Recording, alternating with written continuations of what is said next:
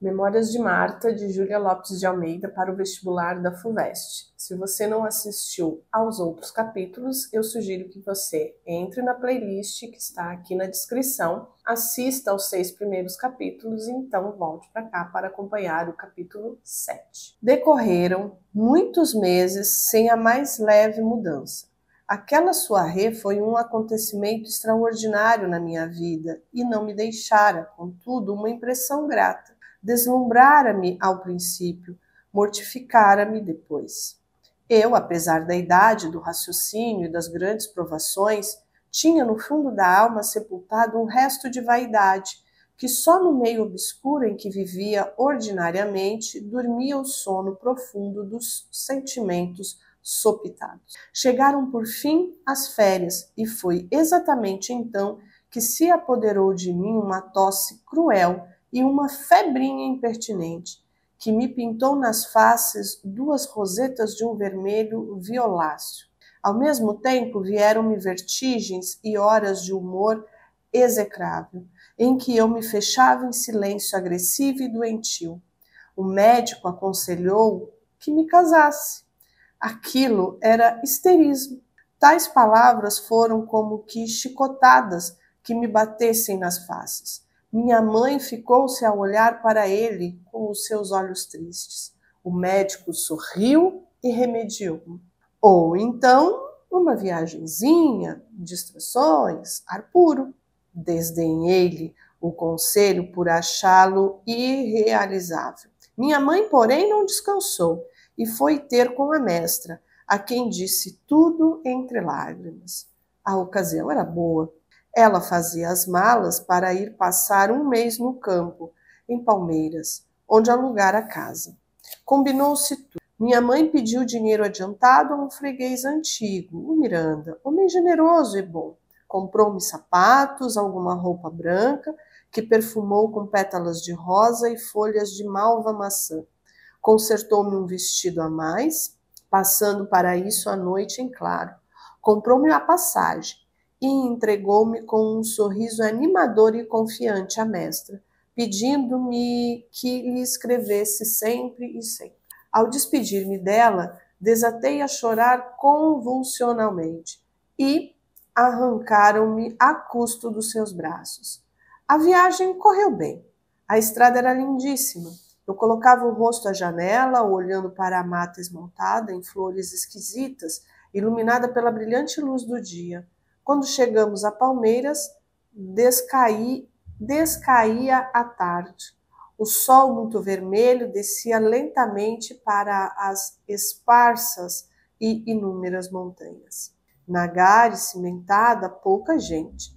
O chefe da estação, 2 rapazes magros e pálidos, convalescentes, ares, umas inglesas faladoras, mostrando os seus grandes dentes muito brancos nos sorrisos abertos, e um velho escocês esguio, alto, muito simpático, o Dr. Gunning, a quem o marido da mestra nos apresentou como nosso senhorio.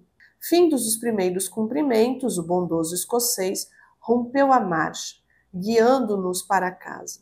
Subimos a pé ladeando um vale ao lado da estrada, cercado de framboesas. A brisa trazia-nos o aroma sadio das plantas agrestes, sutil e bom. Continuamos a subir por um caminho flexuoso, parte da encosta sobre o túnel, que levava acima ao hotel. Em mais de meio da estrada paramos em frente a uma casa branca com varanda de madeira preta, ao pé de uns gramados alegres. Era a habitação que nos destinara o bom velho. Entramos. O senhorio mostrou-nos obsequiosamente todos os cômodos, salas, corredores, quartos, a mobília, pouca e simples, e a esplêndida vista das janelas. Que ar fino, que aroma saudável, que tranquilidade, que beleza! Na vasta solidão azulada, o céu brilhava. No poente, os rubores quentes do grande astro a esconder-se. No alto, a luminosa e doce estrela de Vênus. Deram-me um quarto pequeno, mas claro e alegre. Tínhamos ido só 3 pessoas, além de uma criada. O chefe da família gostava de caçar, a mulher de ler, eu de escrever à minha mãe. Logo de manhã cedo dizia o dono da casa à esposa: Olha, Anita, não esperes por mim, que talvez não volte antes da noite. E punha a espingarda ao ombro, a bolsa a tiracolo e o chapéu baixo, as botas até o joelho, e lá se ia pela estrada fora, assobiando alegremente. Vamos nós passear? Dizia-me então a mestra. E segurando ela um livro e eu minha cestinha de trabalho, punha-nos a caminho também. O nosso senhorio, muito amável, convidava-nos a ir ler na varanda do seu chalé. Aproveitamos muitas vezes o oferecimento. Entrávamos por um longo e estreito terreiro que havia ao lado da casa, onde uma arara velha e cega catava com o bico muito curvo e grosso as suas penas azuis, encarnadas e verdes. Eu parava sempre a cumprimentá-la e tomei-me de simpatia por aquela ave, que sem me ver, nem aceitar as migalhinhas de biscoitos e de pão que lhe dava, voltava-se resmungando, ora no puleiro, ora no chão. E assim, sem vermos ninguém da habitação, aberta sempre ao estrangeiro, chegávamos ao jardim, cheio de flores de mato. Havia, entre outras, umas esponjas douradas, grandes como laranjas, num arbusto alto, elegante e fino. Entretia-me a passear ali. Depois subíamos os poucos degraus da varanda de pau, onde se enleava uma trepadeira cheia de campânulas cor violeta. Sentávamos. Dona Aninha começava a ler, eu a fazer crochê. Cercava-nos um silêncio doce, cortado pelo zumbido de uma ou outra abelha na perseguição das flores. Um perfume bom nos envolvia, e a aragem agitava as campainhas vidradas, cor de violeta, graciosamente.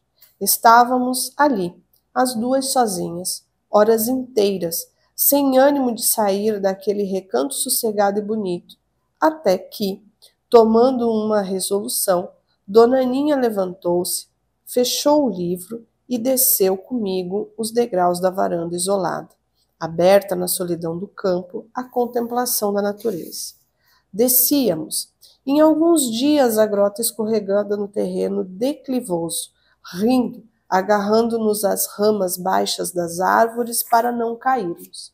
Chegadas lá embaixo, ao fundo, ouvíamos o marulhar da água, colhíamos lírios amarelos e roxos e, provendo-nos de coragem, ascendíamos a montanha, esfolando as mãos nos galhos, parando de vez em quando, sentamo-nos ouvir o canto melodioso de ave desconhecida, ou ver umas flores novas, garridas de cores e de aromas. E assim chegávamos a casa, cansadas, mas satisfeitas. Uma ocasião, em vez de descermos, subimos a montanha, colhendo framboesas e parando a miúdo para descansar.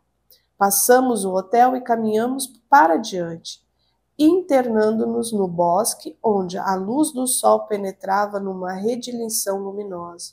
Cantavam os passarinhos. Ouvia-se quase a germinação das plantas. Sentamo-nos uma em outra pedra. Ela, Dona Aninha, a ler, eu a colecionar folhas e flores campestres. De repente, sentimos estalar uns galhos e ouvimos rumor de vozes. Voltamos a cabeça e esperamos atentas. Apareceu rindo ruidosamente um grupo de rapazes. Vendo-nos, um deles soltou uma exclamação, um ó prolongado e admirativo, que encheu a floresta. Era um conhecido da cidade, um parente de minha companheira. Os outros rapazes conservavam-se à distância, tirando respeitosamente o chapéu. O primeiro destacou-se do grupo e veio cumprimentar a prima, muito mais velha do que ele, mas com quem tinha certa confiança. Acenou aos outros que seguissem e sentou-se num tronco partido ao pé de nós. Então, Anita, aproveita as férias? Faz bem. Isto é realmente encantador, adorável, esplêndido. Venho muito para aqui no verão e às vezes mesmo no inverno não resisto. Ver desfazer-se o nevoeiro lá do alto do terraço do hotel é divinamente ideal. Demora-se por cá um mês. Bravo! Eu também pretendo demorar-me uns 15 dias, pelo menos. Gozo também as minhas férias. Depois de formado, disse senhor doutor, adeus dias destes. Já me lembrei de montar em Palmeiras uma casa de saúde em Ponta Grande. Que tal? Ora, isso acabaria por enfadar-me. Para apreciar esses belos quadros dos mais estranho e delicado matiz, esta esplêndida natureza rica de rica de pompas, farta e boníssima, tão variada e tão simples, tão encantadora e soberba, para dar valor condigno a todas estas maravilhas que se impõem ao mais rude, ao mais ingrato espírito, é precisa a mesquinhez da cidade, as ruas estreitas rumorejantes, o zunzum do povo, o calor, os mosquitos, os benefícios das atrizes más, as reuniões dançantes a que não podemos faltar e a saturação de outras calamidades.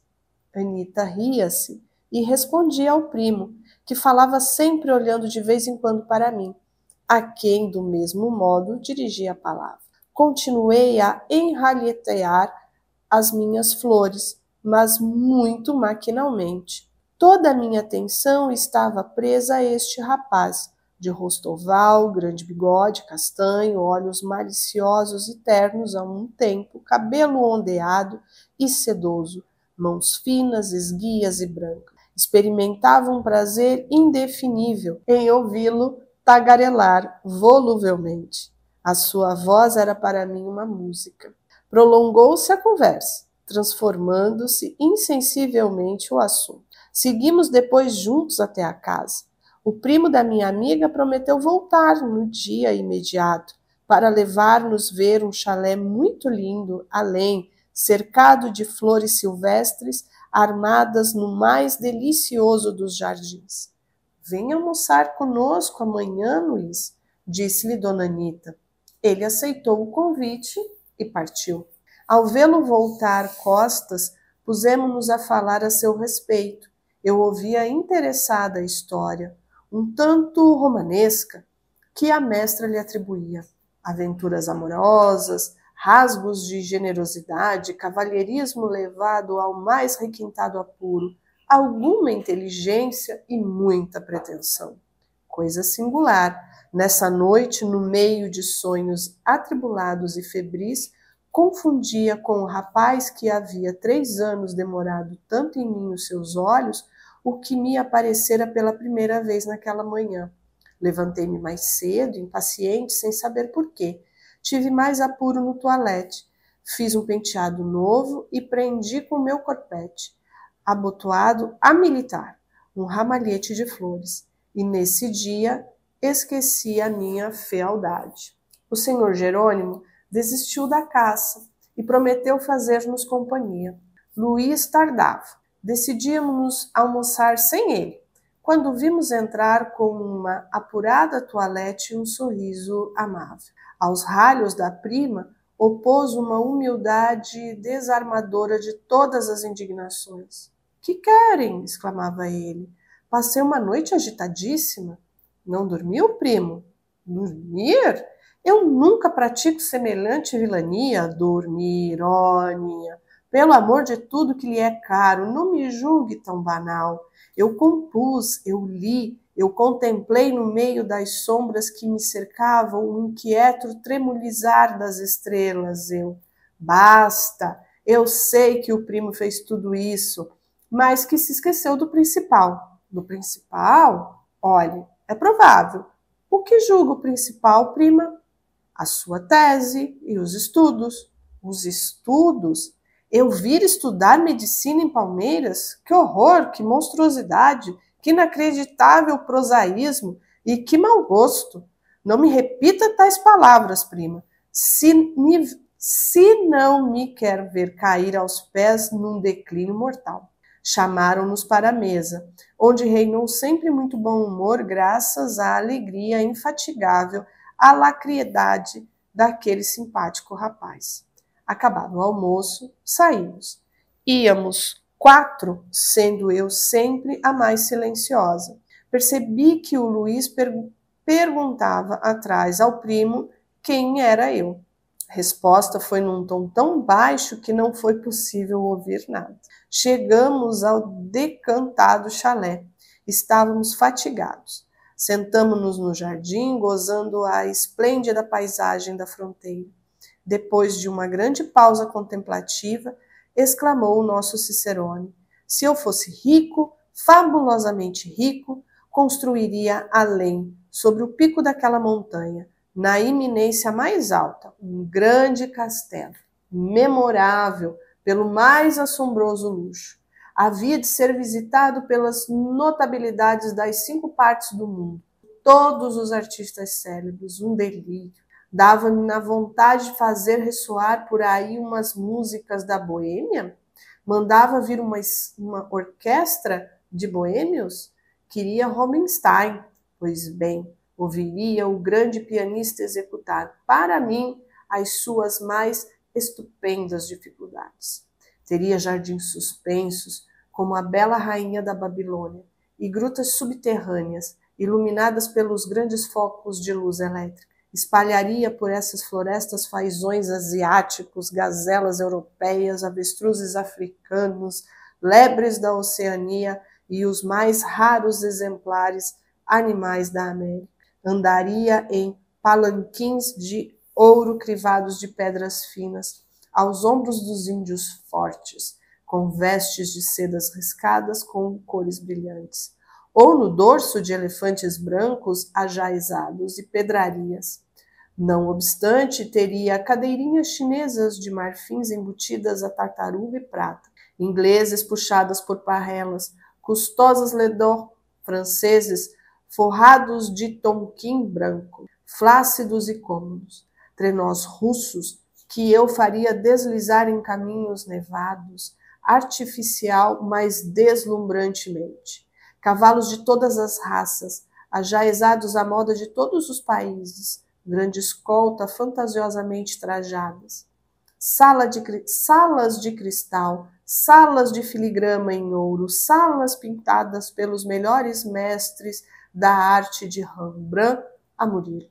Escorajaria os meus amigos de inveja e teria depois o prazer de os ver arrependidos e cobiçosos, irem juntar-se com os animais gregários, comendo-os nos meus pratos de Sever da Índia, a carne fina dos meus pavões. Criaria uma cidade numa daquelas montanhas, deixando entre ela e o meu castelo a floresta escura, silenciosa e bela, de onde não me viessem murmúrios de vozes nem ecos das paixões humanas. Os moradores da minha cidade seriam escolhidos entre os paupérrimos das grandes capitais.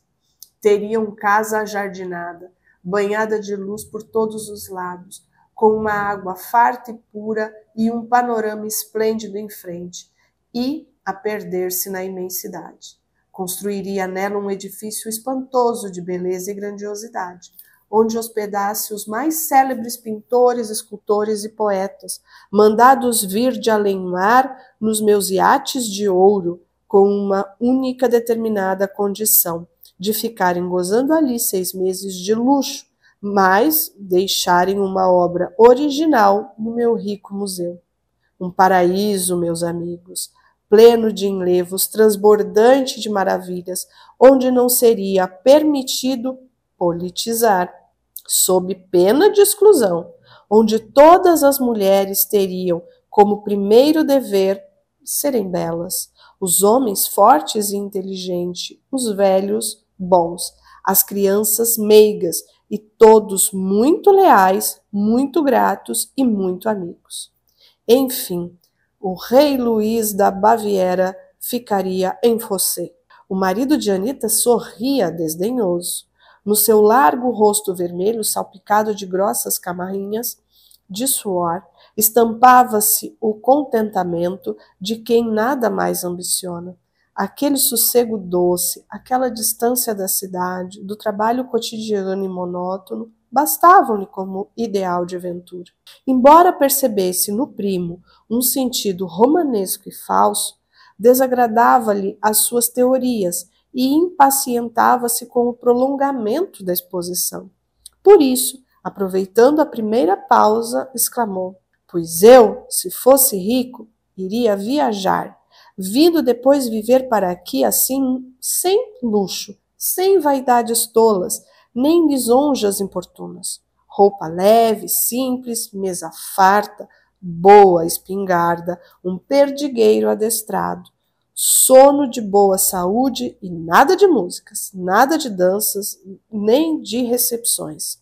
Para um homem, esse repouso tranquilo, essa amenidade é a maior alegria, o gozo mais salutar e edificante. E discutiram ambos a melhor maneira de desfrutar a riqueza.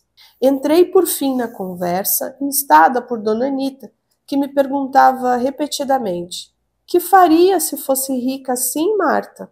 As minhas aspirações eram modestas. Em poucas palavras, disse tudo.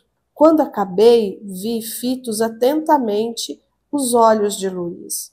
Desde esse momento não pude conservar por muito tempo os meus longe dos dele. Ao voltarmos para casa, ofereceu-me o braço e, inclinando-se para mim, conversava risonho, olhando-me de perto. Disse-me ser estudante de medicina, que o seu ideal não era a riqueza nem ostentação, nem os falsos e efêmeros prazeres, mas sim um lar iluminado pelo olhar doce de uma esposa honesta, um coração sincero, bondoso e terno, onde sepultasse toda a sua vida.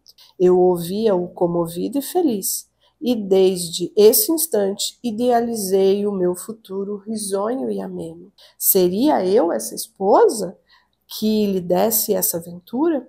A nossa casa havia de ser um ninho dentro de um jardinzinho muito fresco. Eu plantaria trepadeiras a emoldurar a janela, umas rosinhas delicadas que se desfolhassem sobre as nossas cabeças, quando enlaçados e amantes nos debruçássemos no peitoril, segredando 1000 ternuras de amor. Minha mãe presenciaria aquele quadro num embevecimento e assim realizaríamos o mais formoso e o mais querido dos sonhos. Luiz olhava-me com persistência, sorria-me, distinguia-me com pequeninos nadas de um pretendente apaixonado. Entreguei-me feliz ao meu amor nascente, cheia de confiança e de ilusões. Que dias aqueles para minha alma triste, que dilúvio de promessas, que doçura de esperanças. Outra expressão amenizava a minha fisionomia rebarbativa, tornara-me expansiva, risonha, quebrar a minha mudez doentia. Se não tivesse a quem, eu falaria aos passarinhos. Este foi o capítulo 7 do livro Memórias de Marta, de Júlia Lopes de Almeida, para o vestibular da FUVEST. Não se esqueça de deixar o like, de se inscrever nesse canal e nós nos vemos no próximo capítulo. Tchau!